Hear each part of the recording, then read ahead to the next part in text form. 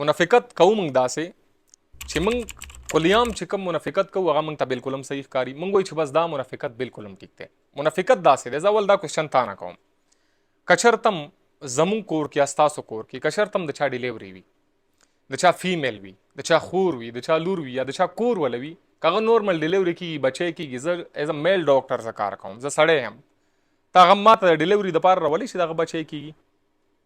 همداسې یو بل کوېسچن هم زه درنه کوم، که چېرته زموږ د کور وله څومره فیمیل دي، څومره زنانه دي، که هغه چېرته نادره تبوځي نو هلته 2 سټالونه لګېدلي دي، یو کې سړي نران چې کم میل دي هغه لګیا دي تصویران وباسي، او یو کې ښځې دي. نو ته به کم کاونټر ته دننه کوي چې دې نه تصویران وباسي، شناختي کارډ یا پاسپورټ جوړ شي.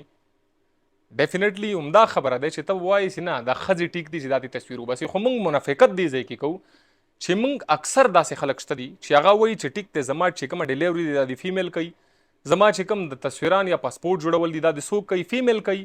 نو موږ بیا کوو څه شی چې خپله خور او لور هغې ته تیار نه یو چې هغه هم ډاکټره جوړه شي، هغې ته تیار نه یو چې هغه هم د نادره یو افسره جوړه شي، هغې ته تیار نه یو چې څومره هم د فوټو شوټ کېږي نادره کې چې هغه هم هلته ناسته وي، عزت په ځای باندې وي. ولې موږ یو پښتانه، او پښتانه ډیفینیټلی دا پریفر کوي چې چېرته هم که هسپتال وي، که نادره وي، که دې نه بغیر څومره هم پروګرامونه راځي چې هلته څوک وي چیکینګ څوک کوي، چیکینګ د فیمیل کوي، د فیمیل چیکینګ. نو موږ ته هم پکار دی چې موږ کم از کم زموږ دا خبر تسلیم شي چې او دا صحیح خبره دی ډیفینیټلی چې څومره دنیاوي تعلیم دی دا هم ضروري دی. دینی تعلیم سره سره موږ پکار دی چې زموږ ذهن دا ومني چې دنیاوي تعلیم هم ډېر زیات ضروري دی. چې کله هم د حضور صلی الله علیه وسلم زمانې کې څومره غټ غټ جنګونه شوي دي، تاسو به هغې سره خامخا فیمیل خپل څنګ په څنګ ولاړې لیدلی وي، یا به هم تاریخ کې اورېدلی وي. زینب بنت علي چې د حضور صلی الله علیه وسلم نوسۍ وه، هغه وخت کې هغه د طب کار کولو چې څومره هم جنګونه شوي دي، چې چاته به هم زخم ولګېدو د هغه مرهم دغه پټۍ به چا کولی، فیمیل به کولی، زینب بنت علي به کولی، د حضور صلی الله علیه وسلم نوسۍ وه، عتیحه رضی الله تعالی عنه به کولی. هغه جنګونو وخت داسې و چې هغلته زموږ فیمیل زموږ چې څومره هم صحابیات دي د هغې کې پوره کردار ادا کړی و. دا فیمیل دی چې حضور صلی الله علیه وسلم یو زمانې کې موجود وي، هغې زمانې کې فیمیل کار کړی دی، هغې زمانې کې چې څومره هم صحابیات وي هغې ایز ا نرسنګ ایز ا ډاکټر هغې کار کړی دی، هغې چې څومره هم زخمونه و، مرهم، پټۍ، دا څیزونه هغې زمانې کې هم کړي دي، او موږ ته هم پکار دی.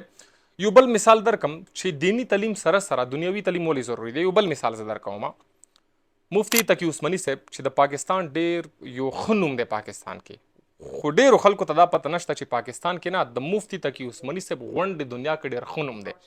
ښه نوم یې څنګه دی؟ زه خپله رشیا کې سینټ پیټربرګ ته تللی یم.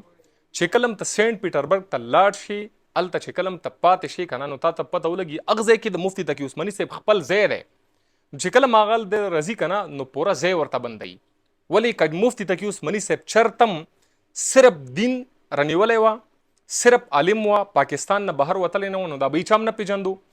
اوس مفتی تقي عثماني صاحب په دنیاوي بینکینګ سیسټم باندې دومره کار کړی چې غونډه دنیا یې پېژندي، تاسو ته هم ښه پته دی. نو مفتی تقي عثماني صاحب اوس بینکینګ سره سره هغې نه یو کوېسچن وشو انټرویو که څوک هم ګورئ هغه وګورئ چې تا ته د دومره بینکینګ سیسټم ته اوس ترې شروع کړو، بیا غونډې دنیا کې ډېر تیزترین روان دی، تیزۍ سره روان دی د بینکینګ سیسټم. نو د هغه جواب څه شی و چې موږ چا نه زده کړي دي؟ موږ صحابه کرامو نه، موږ خپل پیغمبرانو نه د تجارت طریقې زده کړي دي، موږ ته یې ښودلي دي. د هغو ذهن کې څه شی واچوله چې مطلب زموږ کومه هسټري دی، د مسلمانو کومه هسټري دی، هغه ډېر ساینسدانان پکې پاتې شوي دي. د بینکینګ سیسټم ټول نه ښه سیسټم چې کوم هغې زمانې کې و د چاو د مسلمانانو، اوس موږ کړي څه شی دي؟ اوس موږ کړي دا دي چې موږ صرف وایو چې هر کور نه خامخا یو کس مدرسې ته ځي. یو کس ولې ځي؟ هر کور نه پکار دی چې هر سړی مدرسې ته لاړ شي. دینی تعلیم په هر چا باندې فرض دی، پکار دی چې هر څوک یې وکړي، یو کس ولې لاړ شي. خو کم از کم زموږ ذهن دا ومني چې دینی تعلیم سره سره پکار دی، دنیوي تعلیم هم موږ خامخا حاصل کړو. ټول نه ضروري خبره دا دی بس پکې.